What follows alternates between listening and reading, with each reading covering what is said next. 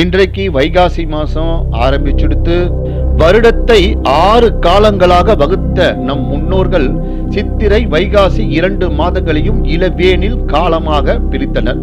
வைகாசி என்பது விசாகம் என்றும் கூறுவதுண்டு. விசாகம் என்றால் மலர்ச்சி என்றும் பொருள். தமிழ் கடவுள் முருகன் அவதார தினம் கொண்டாடப்படுவது வைகாசி மாதம் விசாக நட்சத்திர நாளில்தான். நிறைந்த பௌர்ணமி நாளில் முருகன் கோவில்களில் பால் குடங்களை எடுத்து வந்து அபிஷேகம் செய்வார்கள். ஆண்டு முழுவதும் சந்தன காப்பில் மறைந்திருக்கும் அகோபீலம் நரசிங்கமூர்த்தி வைகாசி விசாகத்தில் தான் சந்தன காப்பை கலைந்து விக்கிரக உருவத்தில் காட்சி தருவார். அதன் பின் அடுத்த வைகாசி விசாகத்தில் தான் நரசிங்கமூர்த்தியை முழுமையாக மீண்டும் தரிசிக்க முடியும். இந்த மாதத்தில் அக்னி நட்சத்திரம் முடிந்து திருமணம், வீடு, கிரகப்பிரவேசம் உள்ளிட்ட பல நல்ல காரியங்களை செய்யலாம். திருமணம் செய்ய, சீமந்தம் செய்ய, காது குத்த நல்ல நாட்கள் உள்ளன.